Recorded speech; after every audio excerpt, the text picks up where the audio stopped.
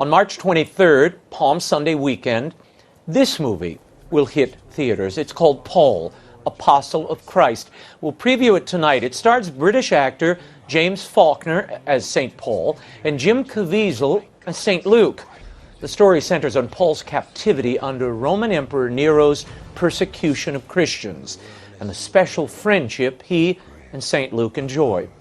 I moderated a panel discussion about the film recently at Franciscan University with Jim Caviezel, executive producer Eric Groth, and Franciscan University's own Dr. Scott Hahn. You can see it in theaters next week, but tonight, here's our exclusive look. It was taped before a live audience at Steubenville Watch. I want to jump right in. You know why we're here. We're here to talk about this incredible new movie, Paul, which is coming this Palm Sunday everywhere. I know many of you are joining us live via streaming video, and we have your questions we want to get to, but I want to start. I'm going to ask the panel. I'll work my way down.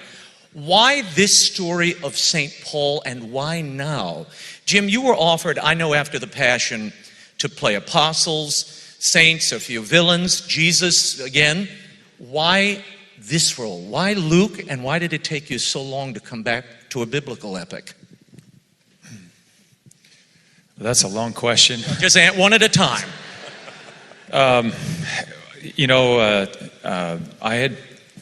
was looking at, when I looked at The Passion, it was a great script. Mel Gibson had come off the Braveheart, and he's quite a remarkable director, and so I didn't know how to turn that one down.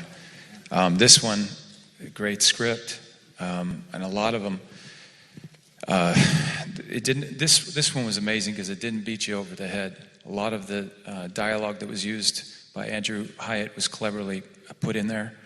I knew, when the film was about done, there was a guy that I brought in to watch it, and he doesn't know God or any religion at all. I just wanted to hear what he would say, and he said that was a great film, and he says, but the writer's he's a genius. And I said, why do you say that? He said, well, he's like a philosopher.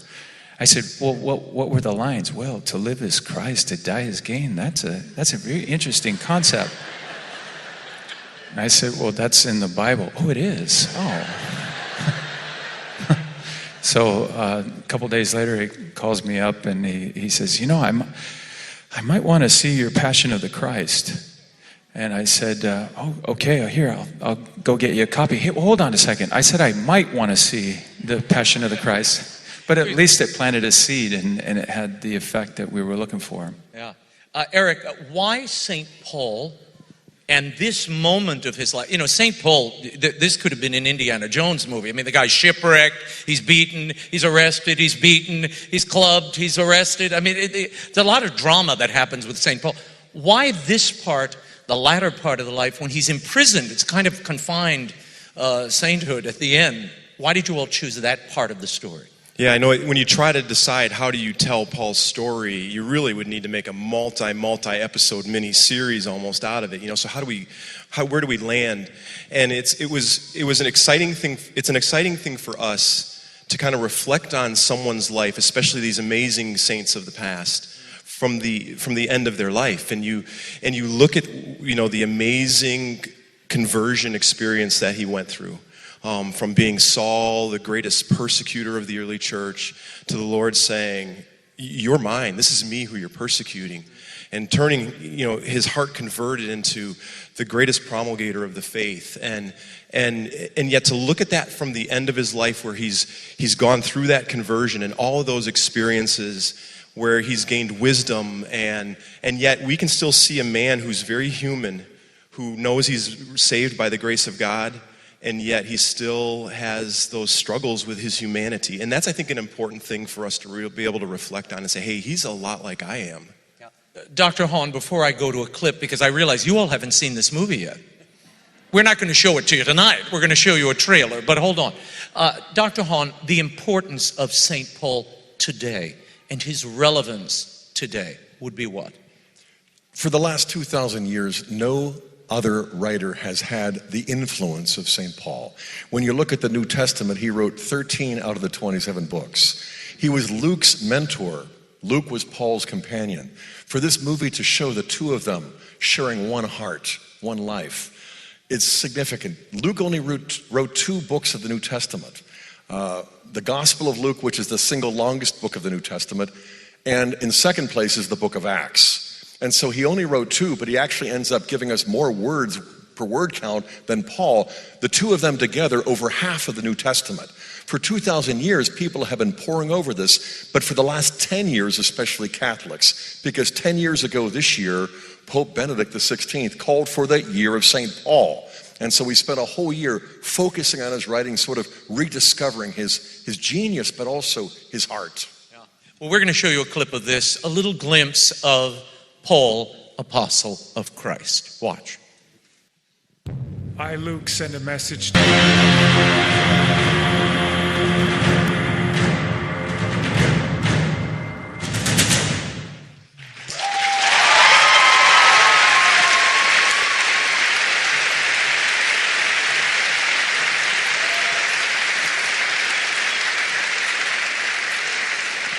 Now, as I watch that, Jim, there are those who have seen it, and I've seen it. There is one moment in prison, and I don't think we have a clip of it, but I'll tell you, where you are sharing with the people in prison about to be handed over to Nero's circus and thrown to the lions. You teach them the Our Father in that scene. Was there any hesitation going back to this biblical era?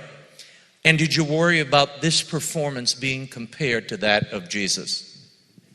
I didn't mind it because I wanted the world to see Jesus in Luke.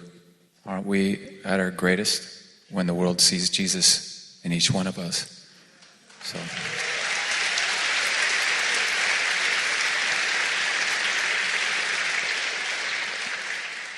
That's a bonus. A little twofer, a casting twofer. How do you like that? Did playing Jesus, and one of the questions that came in, and we're taking your questions and we'll be asking them a little later. Did playing Jesus help you in any way or prepare you for playing this character whom we don't know a whole lot about? And we'll talk to Dr. Hahn about what we know of him. There's not a lot of biographical material in the Gospels about Luke. Well, Jesus was a lot harder because I had to walk on my pool twice a day and right. Get that down.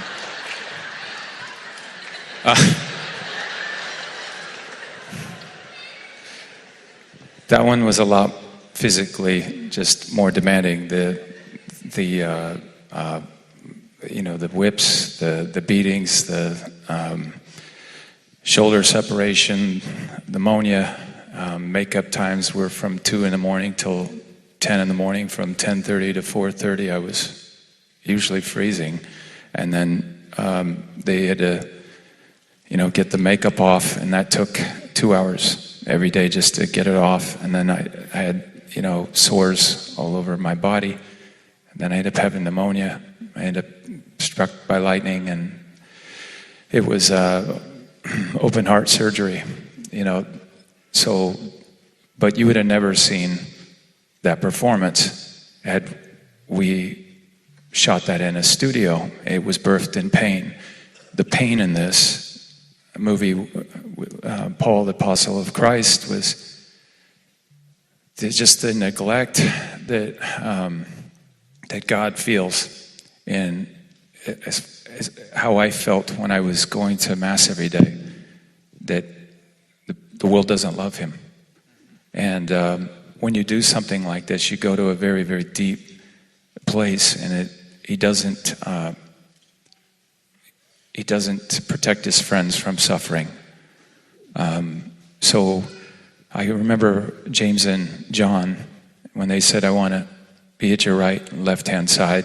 And are you willing to drink the cup I'm going to drink? Yes, you will. So whenever you do something like this, if you take the cross out of it, if you take any kind of suffering out of it, it's not going to have the power that it needs, especially in this day. Yeah. Dr. Hahn, tell us about Luke himself. What do we know of him through either the sacred tradition or what clues does the Bible give us as to who he might have been? Well, there's a certain irony here because we know most of what we know about Paul from Luke in the book of Acts, and we know most of what we know about Luke from Paul. In terms of written sources, he refers to him as the beloved physician. We surmise that he was most likely a Gentile. But he was also Paul's companion from chapter 16 in the book of Acts all the way through. But he more than just a companion, more than just a protege, he was a disciple of Paul. When you read the Gospel of Luke, you realize how a Gentile could have assimilated so much of the Hebrew Scriptures to illuminate how Christ fulfills it. But this is also where the oral tradition of our church kicks in, because how did Luke know what he writes in Luke 2:19 and verse 51? She pondered these things in her heart. Well, the tradition sort of fills in the blank by telling us that not only did he spend time with the Blessed Virgin, but he also painted her. That was another element, that he had this gift of artistry. And so this icon of Our Lady goes back to Luke in our tradition. So Luke has a depth and at the same time a humility about himself. And so he spends most of the time in the second of Acts giving us almost most of what we know about St. Paul and his travels. Scott, I wish you were with me when we made this movie. I would have been a lot better in it. That makes two of us. I wish I was. The sequel. You can come back and advise on the sequel. Okay, I have to share this with you. This is a little clip of Paul, Apostle of Christ. Watch. We cannot repay evil for evil. Evil can only be overcome with good.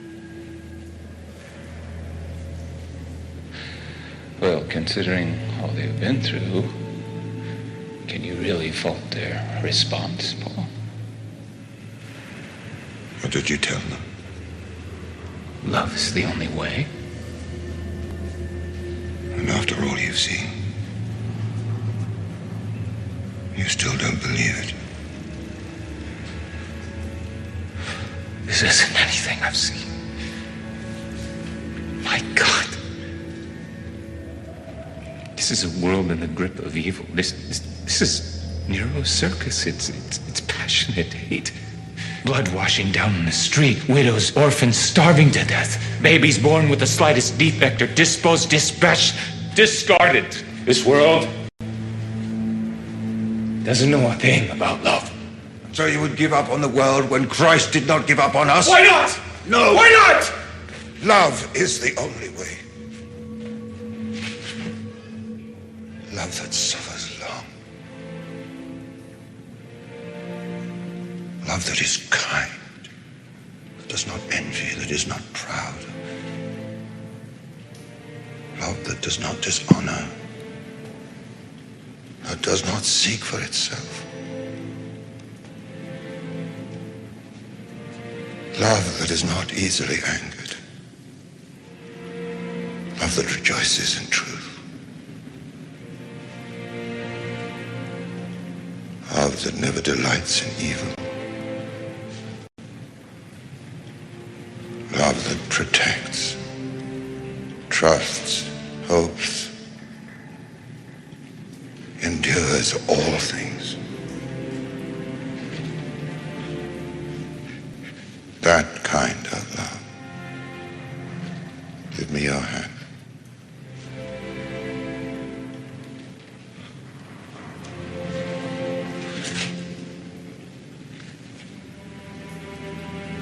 Do you understand?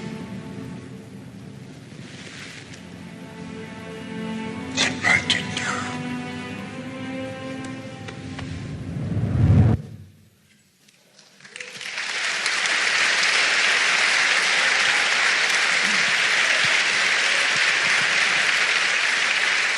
That's a great scene, and it kind of captures that relationship. Eric, why, and tell us your thinking on this relationship between Paul and Luke. I mean, we see it there in stark relief.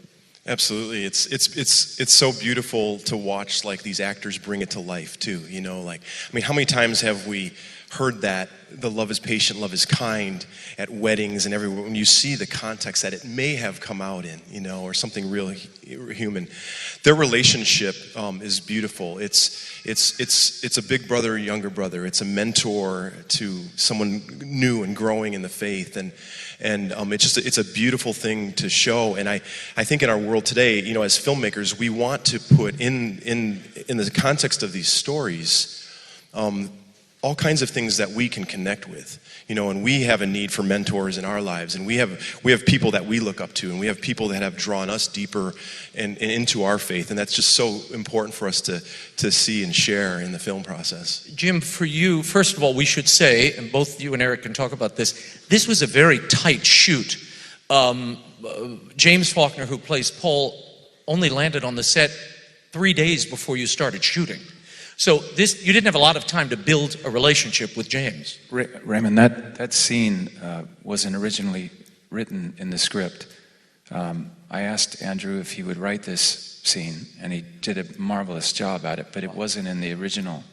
I said, because this is one of the most familiar things I always hear at weddings. Mm-hmm. Did you draw on anything personal as you approach this role, Jim? I mean, you lost a mentor, a couple of them, this year. Well, you knew Beverly Dean, and my manager, and my lawyer died this year. He happened to come with me. I did a thing for Pope John Paul in Poland, and he came with me to Auschwitz, and we went to the very place that Maximilian Kolbe was executed, and you just could feel the hauntingness of the souls. And so when I came back, I said goodbye to him, and he didn't know that I was never going to see him again. He died in the hospital 2 weeks later. And so David Zealon, who produced this, came back to me again. He'd come to me originally for it and talked to me about it, and I didn't jump up and down about it. I think it was just the appetite wasn't there. And then I had two of my staff, husband and wife, committed suicide. So one of the worst things ever, And then I get this screenplay and read it, and I had to do it. I just had to work this out. And I think that, that was part of life happens. And well, you were ready for it. When it came, you were ready. This movie essentially is what happens when your mentor goes. You're there, and Frank and I we would walk along. It wasn't easy doing The Passion. It was much harder afterwards because of the response of what a priest has a collar on, and I can have a lot of compassion for them when they're treated terribly in a shopping store. But my collar's my face, and people walk by and say, "There goes Jesus," and there's Jesus. But a lot of times it's not good. But you know what? I'm not a victim here, and that's what Frank always talked to me about as a mentor. So, in this particular scene, there's no victims here, and Paul definitely wasn't. But I had to find ways to make him a bit of one. See, you can't play a guy who's good becomes gooder, ends the goodest. Pardon my grammar. And I think that's a problem with a lot of faith-based films. They're just so full of sugar. I can't drink that much sugar in my coffee. Didn't know where you were going there. Okay. Scott, to set up this next clip, give us a sense of the historical and biblical context of this moment in Paul's story. Because in the wider context, we're seeing a Christian community under assault, in hiding, being persecuted. Paul is imprisoned. What else do we need to know to fully understand this? The Roman Empire under Nero fell into the deepest corruption. The darkness was most likely demonic. And so here is the Christian community as the body of Christ experiencing what Jesus' body had just undergone a couple of decades before, back in the early 30s. And so you recognize that this is the moment when it looks as though this empire, this culture of death, will snuff out the life of Christ's body. And yet, the relationship between Paul and Luke, and I love the way James Faulkner plays Paul, because I'm not sure people love Paul, but they will after this movie. And I've loved Paul since I was 15. He has been a person of interest of mine for 45 years, you know. But I think what this movie shows us, it reminds me of that old proverb, they buried us, but they didn't know we were seeds.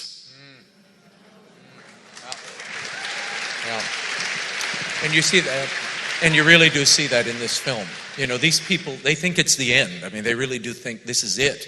Right. And it's only the beginning. I want to show you this little clip. This is another moment from Paul. Watch. We must retaliate for this brutal act. Many of us have only a short time left in this city. We must hold strong now. Hold strong? So we're like diseased dogs then? We do nothing to defend ourselves while we're chased from the city just to be hunted down and killed. Cassius, we understand your anger. Tarquin was like a son to us. You should never have let him go. Why do you blame yourselves and not the ones who have murdered him? And who else have they taken from you? This woman has come to you covered in the blood of her child. And what would you do, Cassius? Tell me, what would you do? We do what they do to us. Yes. Murder them in the cover of darkness. Set fire and burn them in their homes while they sleep. You speak as if your ears have never heard the words of Christ. You never walked with Christ. How can you say he would say these things in the face of such an evil like Nero? Quiet! Be still. None of us here have walked with Christ. But Paul has followed him longer than us all. I have watched him be beaten. I have watched him be stoned and flogged. And never once did he raise his finger against his oppressors. Let peace be with you. For we live in the world, but we do not wage war as the world does. Peace begins with you, Cassius. Love is the only way.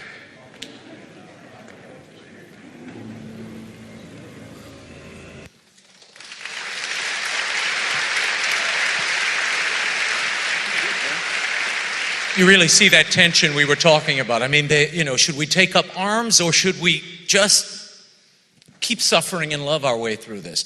We have a number of questions that have come in from many of you watching. You're watching us on Formed, on their internet outlet platform. So I'm going to get to some of those questions, and then we're going to take a few questions from here as well. This one came in for you, Jim. This woman, or man rather, Mark Smith. I was saved during the Passion of the Christ in 2004. I've been in ministry ever since, and the movie changed my life. Do you expect this film to have the same effect as The Passion? A lot of questions about The Passion. I'll give you that one and one more. Do you think this film will have the same effect as The Passion? Answer wisely. Yeah. I think it will have a great effect. Tremendous effect on people. It has a great power in it because we didn't, the performances are powerful, but the words are still stronger. And we didn't change any of that. The Passion of the Christ was a unique experience that has never been before. I was 33 years old with the initials of JC, and it was just, it was Jesus. That was a miracle in itself because I kept saying, why would you choose me? And if my friend from Medjugorje said, God doesn't always choose the best, Jim, but he chose you, so what are you going to do about it? But it's true, and in this one, there's a great message in there about forgiveness and this was very powerful in this time right now because people are talking in my industry, civil war. This is crazy. You have no idea, what you're talking about. 600 and something thousand people died in the Civil War in our country, in the last one. Can you imagine what you're talking about? This is not what our Lord wants. Forgiveness is everything. It's forgiveness at all costs. And that does not mean weakness. It does not mean passivity. It means meeting evil face to face with love. And that's the power behind this one.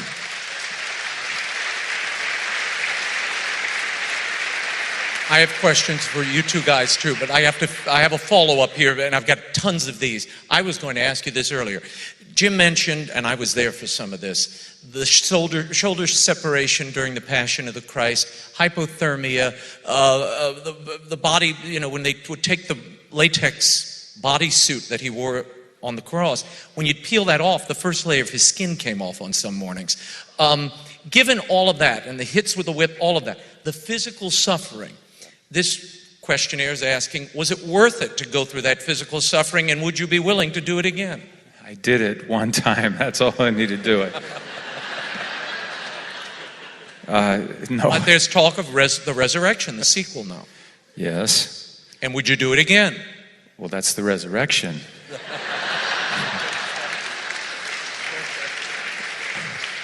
But I can tell you this much, when they roll the stone away, there won't be little Easter bunnies and eggs around.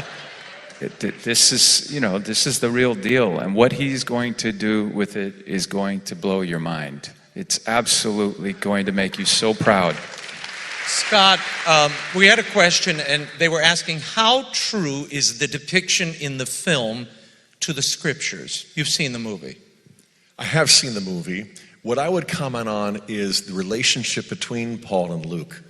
I would underscore how similar it is to the relationship we can see between Paul and Timothy, Paul and Titus, both of whom he speaks of as his spiritual sons. That's what you get, that spiritual bond between Paul and Luke. So when they look at each other, you get that sense of spiritual paternity. But the fact that Paul wrote so much of the New Testament, he is the most studied writer in history. But we don't recognize to what extent all of us are spiritual children of St. Paul. And I think that's one of the things that you really pick up on, not just a love for Paul, but a love for Paul's spiritual fatherhood that has affected all of us. He says, imitate me as I imitate Christ. The only thing that he really did that Christ didn't do was write. Jesus never wrote anything down. He said, do this in memory of me. He didn't say, write this. And so most of the 12 never ended up contributing a single book to the collection of 27 that we now call the New Testament, but not because they were lazy or disobedient.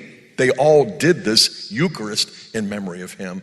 But Paul is the one who really took his rabbinic training and applied it with the Holy Spirit to illuminate the mystery of Christ fulfilling all of the promises and all of the prophecies. And I would say this movie really captures that relationship which I want to strive after. And this movie is dedicated to the persecuted church, those who are persecuted for their faith. Was that an idea from the beginning, Eric, or something you all...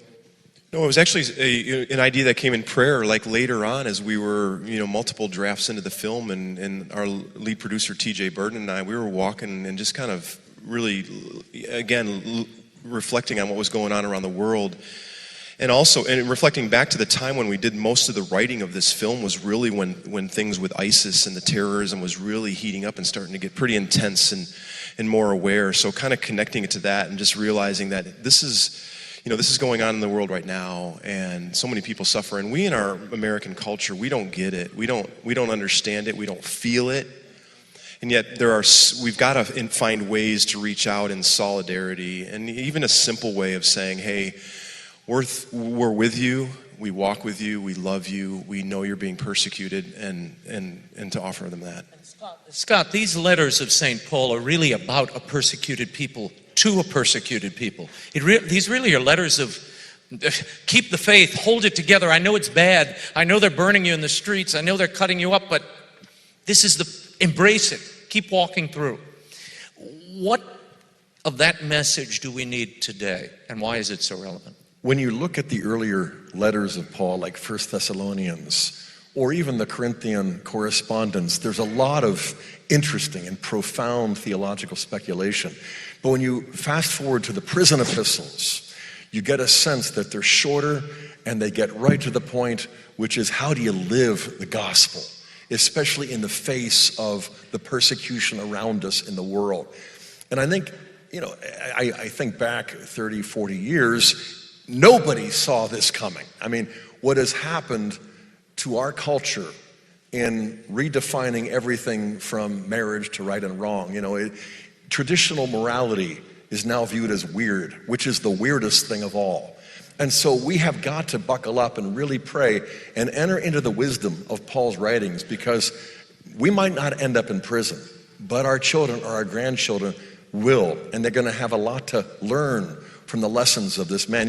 It's said that Paul was such a zealous apostle, Paul was, because Saul was such a zealous persecutor.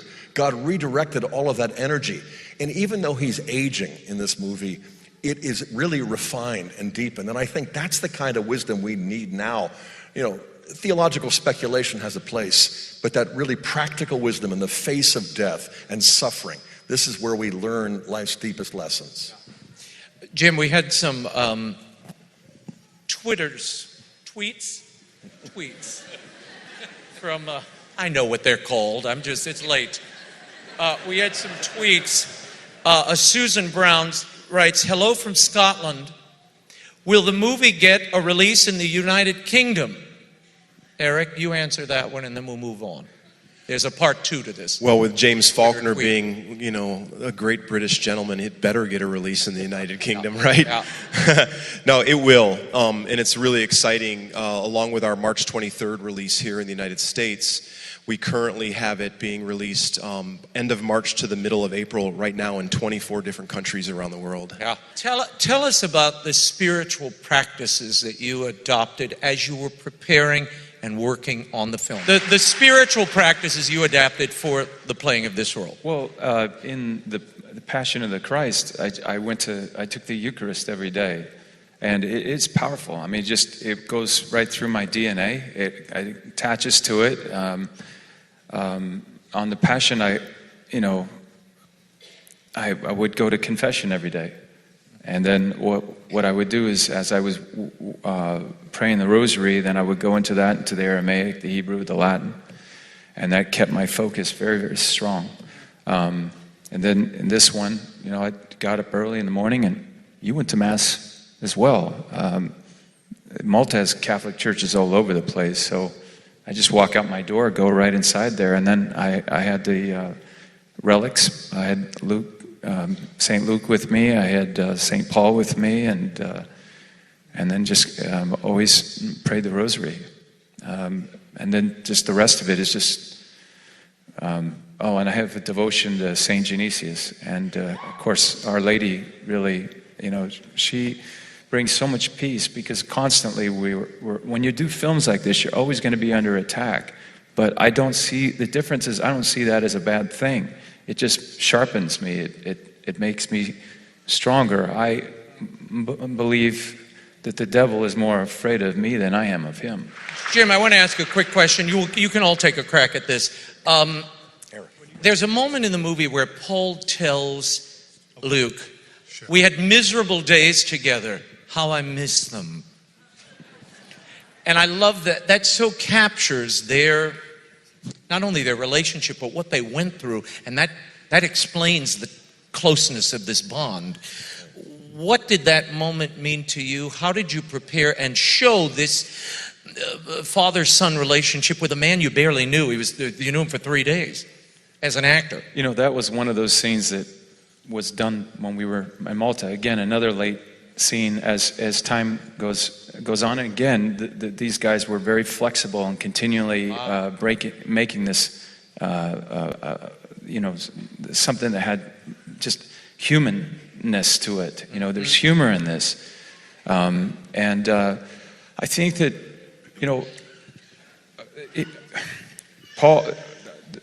Luke here he's a pagan. He's a doctor. He's got his life made in the shade. I don't know how many times the guys in Hollywood say, why are you making all a ruckus here? You got a great life, Jim. You know, you're making money, you're doing that, and it was just this emptiness that I'm supposed to do something more. There are good doctors, and there are bad doctors. What is a good doctor? A good doctor goes out and he administers to his sick, even in the middle of the night. My dad would get up and go help someone else out because he understood their pain, and he wanted to help rid of it. And he'd do it at any hour. That's a very good doctor. Bad doctor is essentially someone that does it for money. And you can play it that safe in my business. And I thought about that with Luke, that he had it made in the shade, and yet when he heard Paul speak, his life was changed forever. In fact, he says, I never saw Christ in the flesh, but the moment I heard you preach, I saw Christ in you. We need to be Christ for others, and that's through our love. You know, we also wanted to provide a moment where you think about the struggles that we all have in our journey of faith, and some of them were at times we're in the deepest, darkest pits of our lives, and yet because of what Christ has done, we can even still find joy in the midst of that.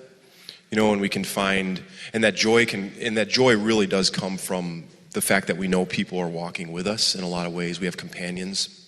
So even in the midst of their trial and the turbulation and the struggles and the journey they went on, you know, you're also you're together in a mission, and you're rooted in something that God has called you, that you're doing together.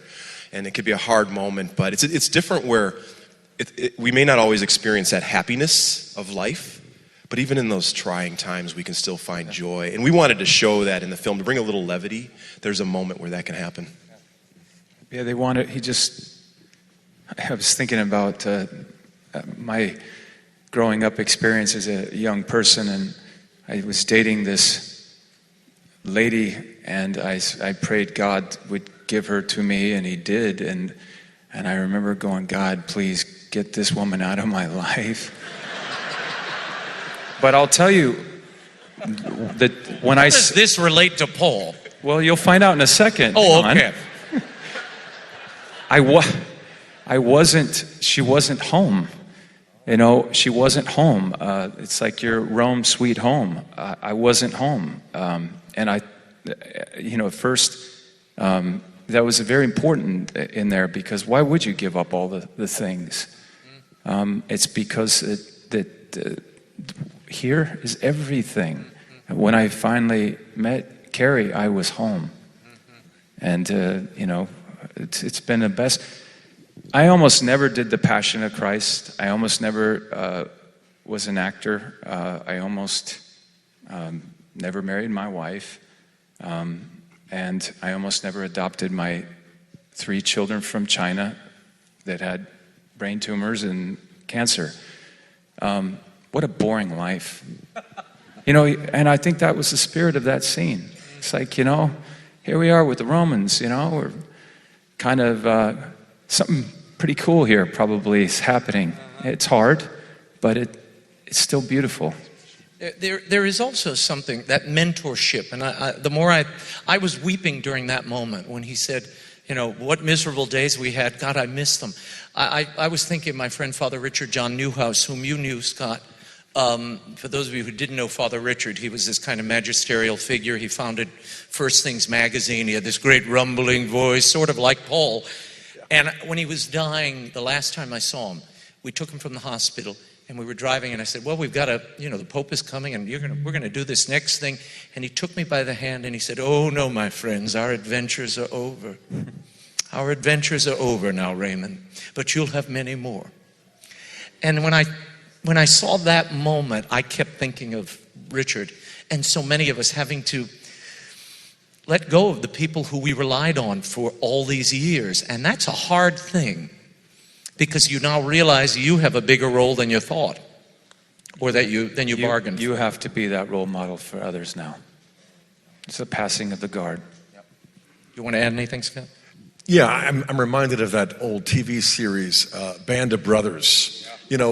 when you're working with people you wouldn't even be friends with, but you've got to be willing to lay down your life for them and they are for you, suddenly you end up bonded in a way that you couldn't even imagine before that experience. And if that's true in the natural realm of human conflict, how much truer is it in the supernatural realm of spiritual warfare, where Paul and Luke are more than just a band of brothers with Titus and Timothy.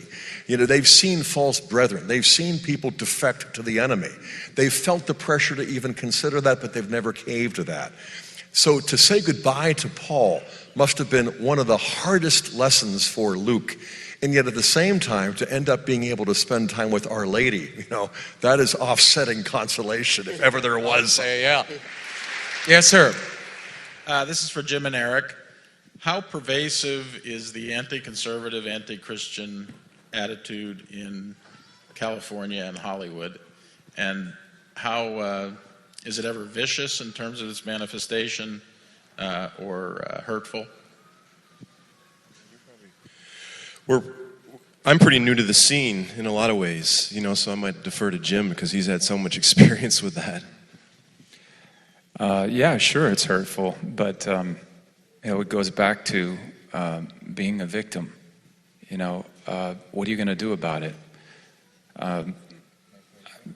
Make great movies, And really, that's what it. That was.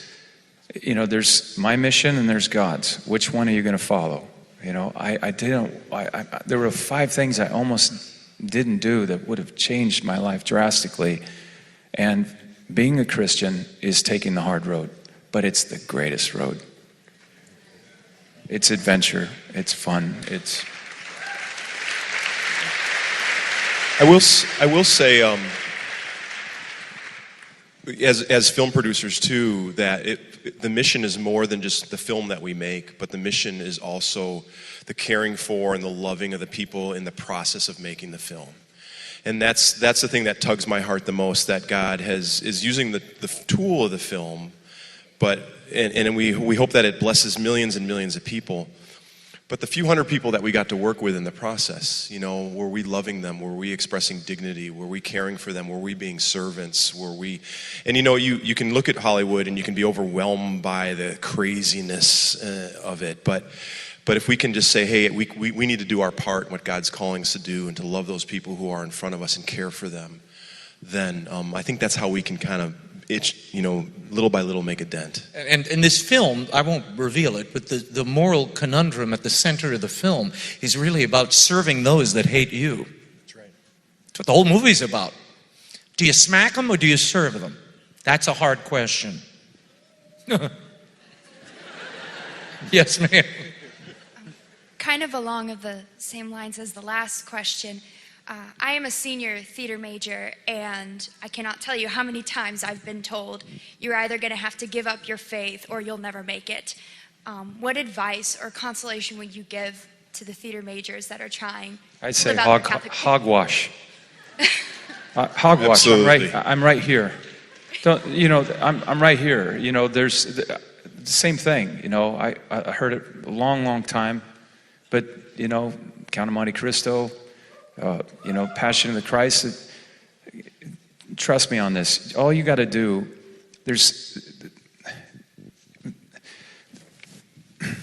my dad played basketball for John Wooden at UCLA. Great philosopher. He had a thing called the pyramid of success. The pyramid of success that I go from is your mental capabilities, your physical capabilities, but what drives you is the Holy Spirit, the fire that gets in your heart.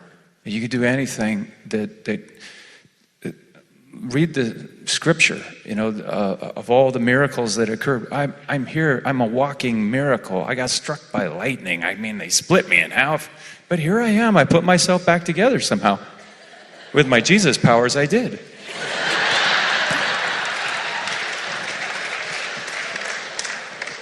Yes, sir.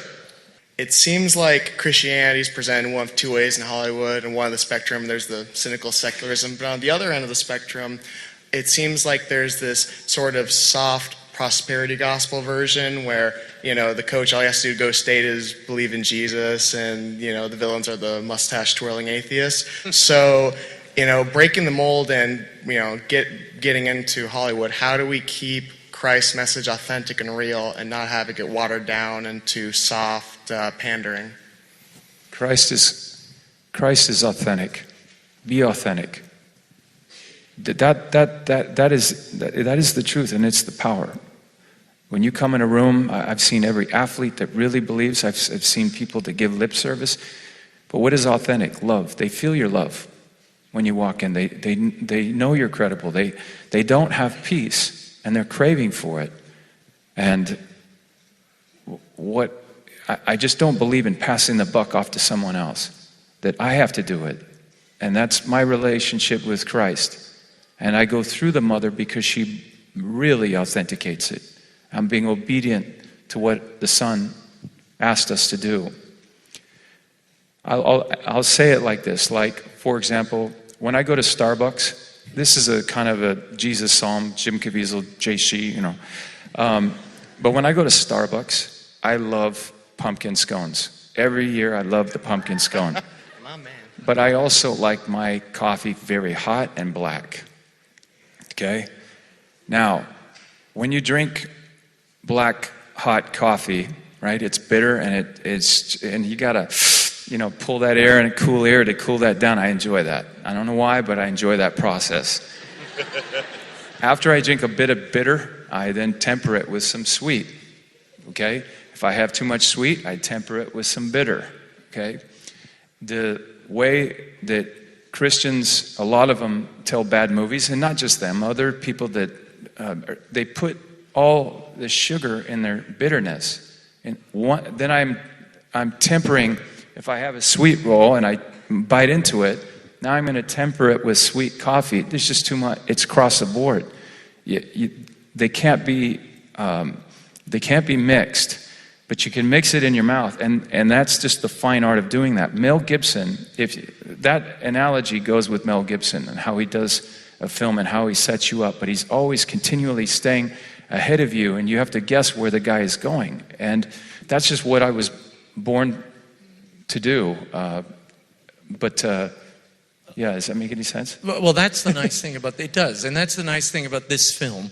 It's one of the few Christian films, if I may use that nomenclature, really the first since The Passion, that acknowledges the brutality that's happening around these people and what happens to them. And it's not always a pretty picture.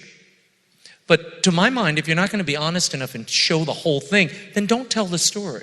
Yeah. That's half the story. We had people all the time, coming after us and saying, I just don't like violence. I just don't like violence, and they miss the spirit of what Jesus has done for us. I can't look away from it. When we did that, Mel was like, okay, all right, we're going to put the hooks in Jim's side right here. Jim, come here. Get over here, right? So when he runs over here and he comes over, bam, sorry, Jim, did I hit you? Oh, yeah. And then put the hook right here, and it's going to rip the flesh right off his side. And everybody's looking at him like, what? Oh, don't worry about it. I'll figure it out, And then he cuts away, and he shows the Blessed Mother. It's just extraordinary. He tempers it, but you think you're seeing it still because you see her flinching, and we still see it in our mind's eye. We think we're actually watching it.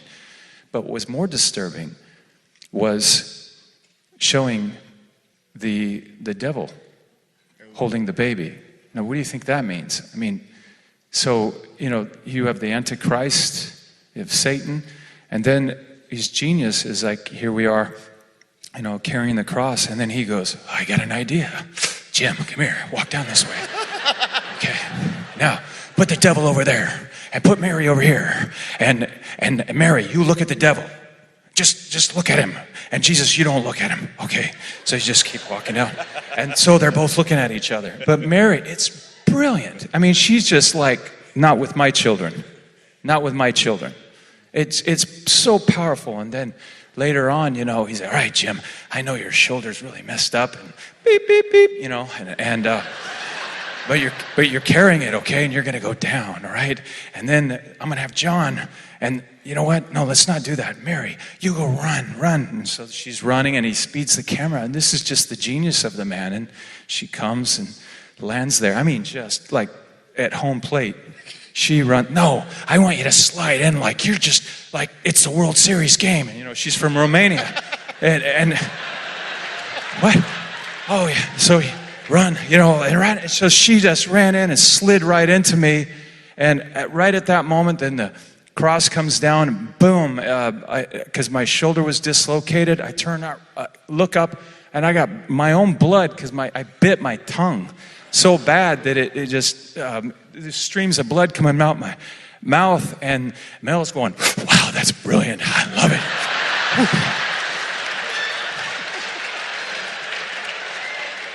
And all of a sudden, you have her say, son, I am here, Elohimi, Khuda HaChadesh, Mother, I make all things new.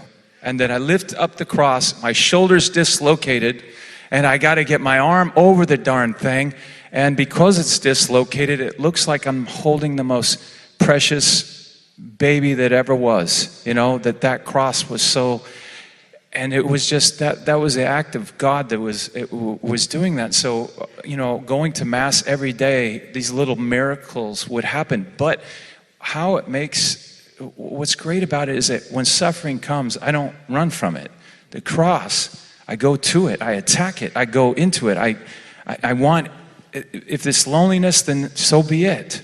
I'm not, my faith isn't conditional on how whether I'm loved or not. I know I am. Scott, before we go, is there something there for us to understand about the enduring power of the Scriptures in that it unflinchingly captures the real history and the real moment that these people that we are called to follow in their footsteps lived?